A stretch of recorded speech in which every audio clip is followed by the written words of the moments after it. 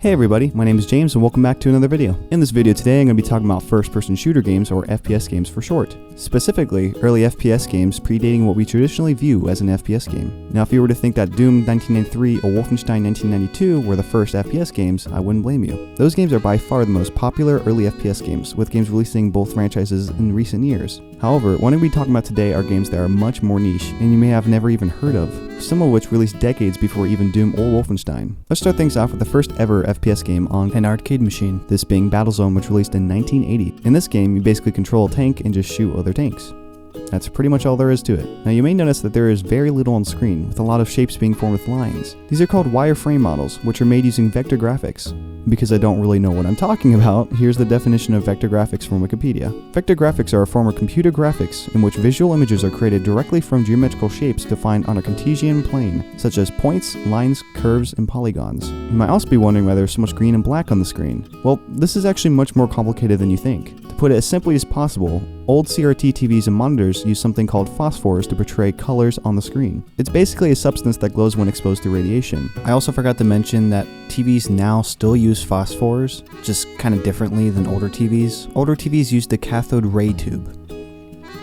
I don't know. The color of the phosphor changes depending on its chemical composition. For example, zinc sulfide and copper makes green. The yttrium oxysulfide doped with europium makes red. Now, I'm no expert on this, I'm just a dude who has access to Google, so if I get any of this wrong, please correct me down in the comments. But anyway, long story short, a single color was much more affordable and was easier to see on a screen. And because monochrome displays, which typically only featured one color, were much cheaper than color displays. This layout was pretty common for 3D games before the 1980s, especially the colors green and orange, as you will soon see. Now let's talk about an even older FPS game called Future War, which released in 1977 for Plateau and PC. Before making this video, I had no idea what Plateau was or that it even existed, but it's actually super cool and far ahead of its time. Plateau, which stands for Programmed Logic for Automatic Teaching Operations, was the first generalized computer-assisted instruction system and was released in 1960 for the University of Illinois' Iliac computer, which was massive. I mean, this thing was like 5 tons and 10 feet tall. Plateau was commonly used for educational purposes at the time and was later used for not just single-player games, but multiplayer games as well. The first versions of chat rooms and message boards were developed on Plateau in the early 1970s, which is pretty crazy if you think about it. Anyway, enough of this computer history lesson, back to Future War. This game is pretty similar graphically to Battlezone, although it's mostly in an orange color rather than green. Fun fact about this game, it takes place in the far-off year of 2020,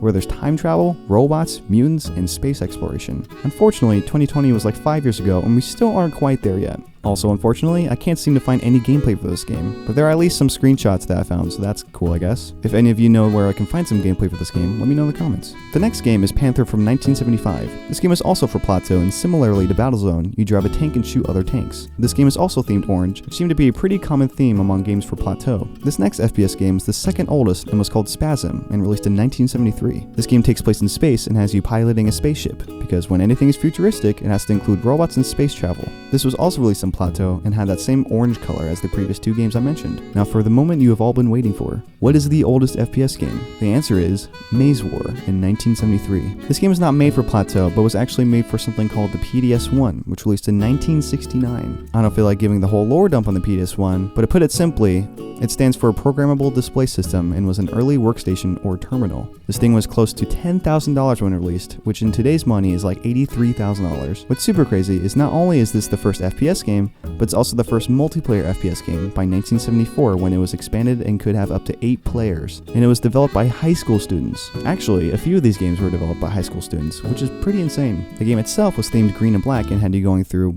well, a maze to basically shoot other people. Another crazy little fact about this game is it's also the first to feature a level editor, avatars, and an observer mode. This game is literally insane and so far ahead of its time. But why stop here? Although this is the first FPS game, it's far from being the first shooter game. The very first shooter is Space War, which released in 1962. And of course, it's another game that takes place in space as you shoot other spaceships. Weirdly enough, this is a multiplayer only game, and it was actually because of technology constraints that this is the case. This game was released for the PDP-1, which stood for Programmed Data Processor, and released in 1959. Although this sounds similar to the PDS-1, it's actually a bit different. The PDS-1 was a terminal, while the PDP-1 is the computer itself and came with its own terminal. This computer was also significantly smaller than the Iliac computer, standing at 8 feet tall and weighing 1 ton, and it's considered one of the earliest mini computers. As funny as that sounds. But that's all I got for you guys today. I hope you guys enjoyed this video and learned something new, and I'll see you guys in the next video.